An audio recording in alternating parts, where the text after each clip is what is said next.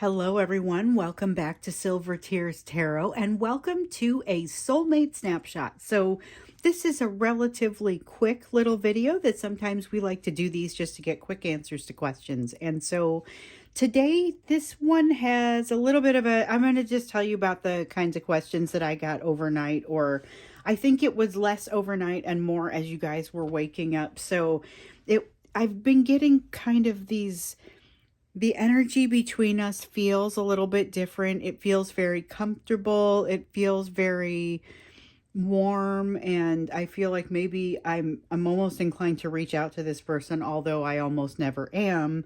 What should I do? What's happening in this energy?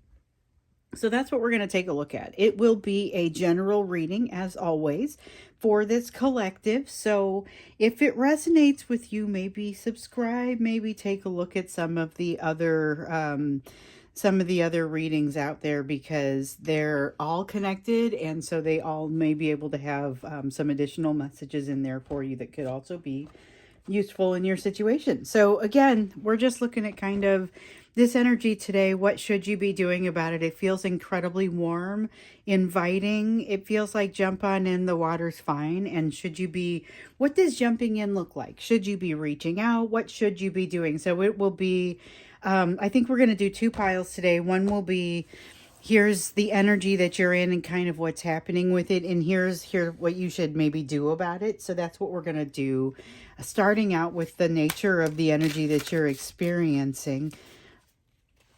Looks like we've got the Mother of Earth and the Devil. Okay. Both of those cards come out as part of it. This is an energy that is out there kind of drawing you in. May feel a little bit like an ache. There's also, something's not happening quickly enough. There's a desire to move forward with something not happening quickly enough, and now I want to take a different type of approach to it. Feels like there's already been a missed opportunity or a botched approach.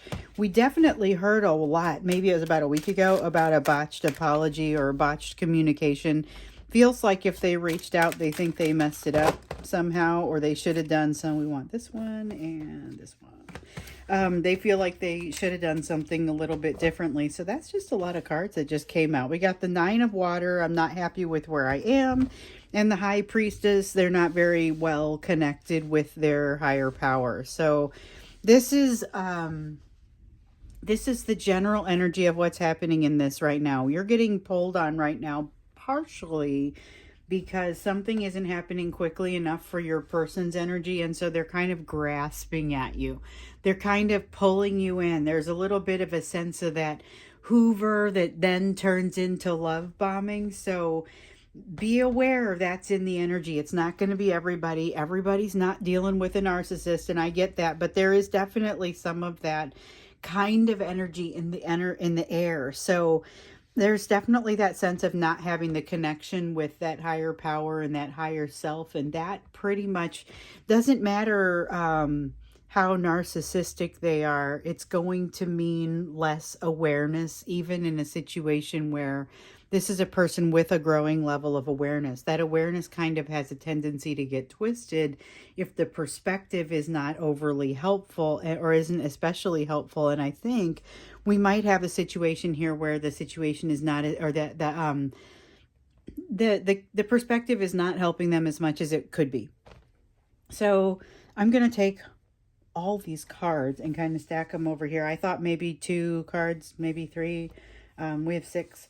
So again, Mother of Earth, there's something triggering this that is not on the up and up. The Devil card tells us it's an unhealed issue that seems to be controlling your person. But it feels like there's a sense of something not moving quickly enough. With the Sun in reverse, we have that feeling of a missed opportunity. With the Nine of Water, it's the I'm just not happy where I am and I'm feeling restless. There's a restless sense in that. And with the High Priestess, they're not necessarily making good decisions because they're not well connected with the side of them that would be able to intuit good decisions. Not to say they can't make logical decisions. So they may still be able to do a pretty good job creating logic and following that logic, but it seems like the intuitive side is suffering with them right now. There's something about that in the energy. So we have a balance that looks like they are managing to strike, but it feels a little bit threatened to me. With the Seven of Wands, I guess maybe these two feel like they come out together for me a little bit. There's a tendency for things to go off kilter, for things to go off balance. We just saw the Four of Wands in the reverse there. Kind of reinforce that, although I don't even think that was at the level of honorable mention. We'll see if it comes back. But there's this sense of there being a delicate balance here, and what they're doing is definitely causing some risk to that balance. It's just something to be aware of, something to be thinking about. And with the Seven of Wands in the reverse, it feels like it could happen.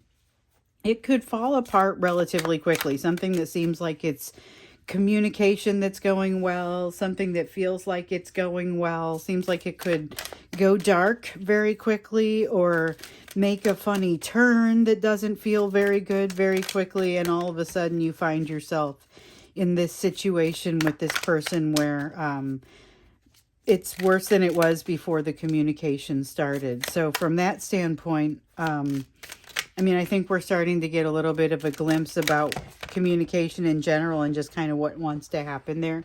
There's a delay. So this is somebody who feels like something's not moving quickly enough, and this delay is really getting to them. They're looking for a balance. Ultimately, they feel a little bit of balance, and they feel like now they're entitled to the rest of it. This is not necessarily a bad type of entitlement. It's the sort of assumption that makes you be able to do things that you feel like maybe you ought to be able to do, a skill that you assume that you should be able to have.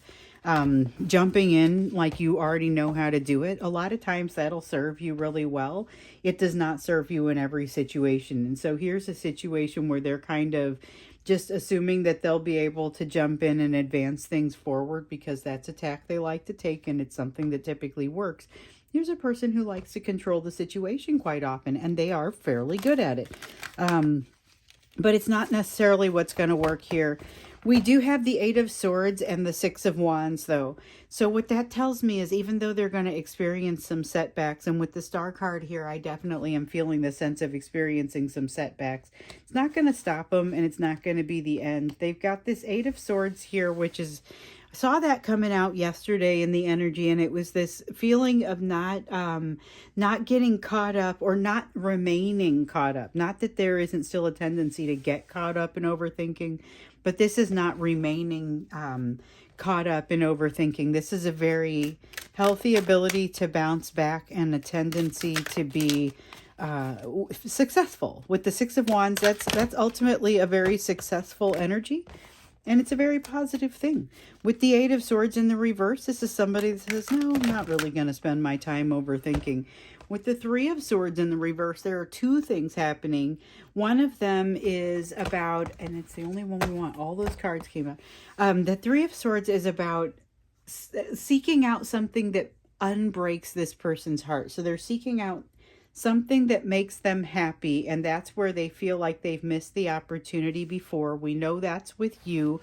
The other piece of this, though, is they've still got quite a bit of work to do as far as moving through actually healing around this thing that's been making them feel heartbroken. So seeking out the happiness of being with you is not necessarily the full answer. This is somebody who is railing against the changes that need to happen within their lives to get them in a place where they feel more comfortable with where they are. So we know they're not happy with their current situation, but they're not prepared to do what it takes to move themselves out of it. At this point, it's the energy of looking for a shortcut and wanting to satisfy something that feels painful in the moment, but is not necessarily them finding a real solution to things. However, it is going to make them stop and think.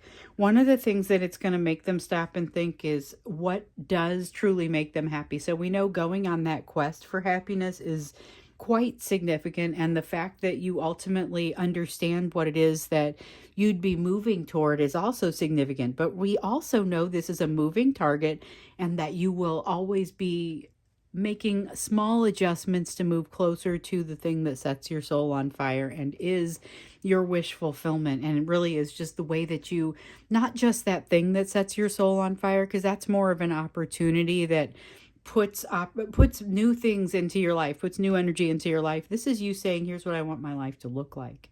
And it contains those types of things in it, you know. And here's the ability to think about that. So with the Hermit card, you have the potential for bridge building, you have the potential for growth, you have the potential for seeing exactly what it is while you're doing it. So seeing the benefit that you're providing yourself even as you're doing it, that's what's in this energy. It's almost a feeling of being off to the side, floating above and watching things happen. It's got that, like if you ever have that happen in a dream, it feels like that. Now we do have the Nine of Swords. Definitely some concern. Feels like it's associated with this Death card. It's a fear of success. So there's a point in here where at some point your person realizes they have more of a likelihood of being successful than they truly realize, and it scares them. It creates a significant amount of, oh no, then what sort of responsibilities will I have? And that's what I'm feeling here in this Nine of Swords. So it's what happens if things go well. We often think about what happens if things go poorly, but here's somebody who has, and here's the Moon in reverse, some things start to be illuminated for them and they realize things could go incredibly well. So there's an energy in this. This is a very evolving energy right now of your person feeling restless, feeling like they kind of need to lure you in. So part of that comfort and that warmth and that feeling is knowing what you have enjoyed in the past and kind of making themselves into that energy a little bit to lure you in. It is not necessarily for all the right reasons. It's not because they want you. They feel like they need that energy a little bit. They need, if this is somebody who's behaving in a narcissistic way, here's somebody who says, oh, I need a little bit of that supply. It's a little bit like a drug to them, and they really need it from you. That's what it feels like. And so then this is that Hoover. This is that, let me begin with the love bombing. Let me go ahead and do something that's incredibly charismatic that brings you in so that I can have this for a little while. But unfortunately, with the Death card in reverse, what we don't see is them necessarily wanting to make concrete changes in their life that would move them toward, here's the thing that I now acknowledge within my mind, if not elsewhere, that they actually want. So there's a lot going on there, and it's not necessarily something you're going to be able to solve, but it's important for you to understand what is in the background in this energy so that you know what you should be doing about it.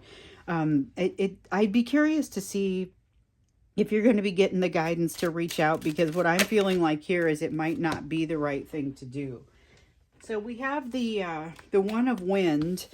This is it's not about, okay, so that's air energy, and it's like an Ace of Swords. It's not about you're lying to yourself.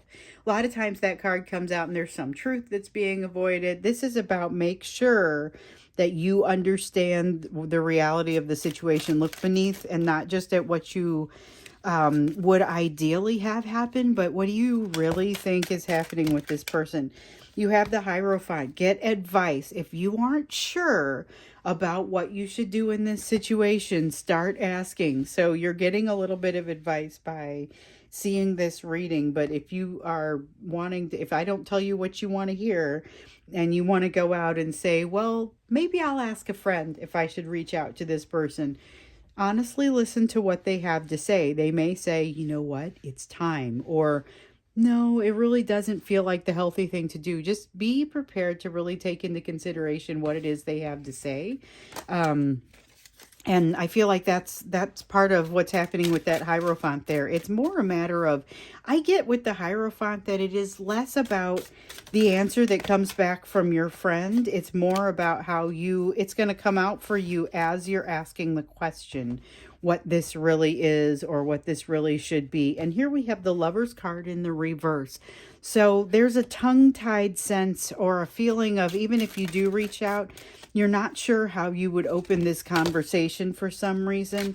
And you've got a delicate balance here, excuse me, within your life that you are currently evaluating and have some need to think about. This situation with this person has the capacity to disrupt progress that you are making in other elements of your life. So what I would say is, if this person reaches out to you, be aware that this communication could be disruptive to your progress. However, I also get the sense that it is a different path to the same progress. So be aware of what you're doing and why you're doing it. Check your resources, phone a friend, check and see if there's somebody else that feels like they might have some observations on this that you might find useful.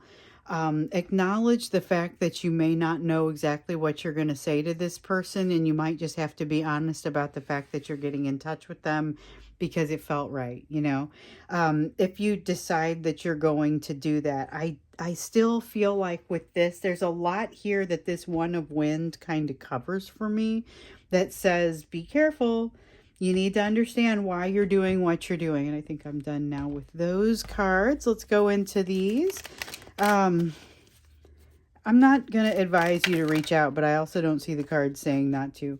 All right, so you have a 6 of coins. Okay, make sure that whatever happens in this situation, you do not take less than your worth. So if you get hoovered, and if you get them, you know, wanting to love bomb you and do these things that also show up as, you know, narcissist phrases, be aware there's very potentially then a discard at the end of this line, and that you want to be aware of how you're being treated and make sure that you're not one of the things that you may do if you know you have a potential to get discarded is to give a little bit more than you should be giving, and to kind of scoot your boundaries a little bit in so that you end up giving a lot more than you should be. This is a recommendation to resist the urge to do that, and to be aware that this can distract you from finding your true happiness. So I don't know that it stops you. Again, I don't feel like it does stop you. I feel like if this person reaches out to you, you don't have to ignore them or go running the other direction. But be aware that they may slow you down a little bit. There may also be the impact of them making you want to run away from some of your own problems for a little while. So you may be actively working on your own solutions. What I see here is you actively working on your solutions and then getting distracted by this person reaching out and contacting you, and all of a sudden the progress that you were making, you end up losing some of that because they throw you off balance, like we see here with the Temperance card, and they have a tendency to make you even potentially move away from things that are ultimately going to make you better. Now, it's not all bad. So one of the things that I do see here, if you do happen to, so this one's actively saying don't reach out to them. But there is nothing here that says don't talk to them. So if they reach out to you, it seems like it should be fine. Under this Page of Cups energy, which is the only one, honestly, that has felt like advice to me since it came out. There was some over here that said, here's what's going to happen if you talk to them. And I'm like, well, the advice is implied. If you don't want to feel that, don't talk to them. But it never tells you not to talk to them. Over here, it is actually saying, now, it's not wise to reach out. It is also not going to tell you to keep quiet if you have arrangements you have to make. You know, it's not under no circumstances should you be talking to this person, but you are not advised to reach out in a just because sort of way, because the energy is not aligned for it at this time. And, you know, we'll keep looking at it, because I figure sometimes, you know, reaching out is going to generate some issues for you, but you also know sometimes it's going to be the right thing to do, and those are issues that it's time to face. This is not necessarily that.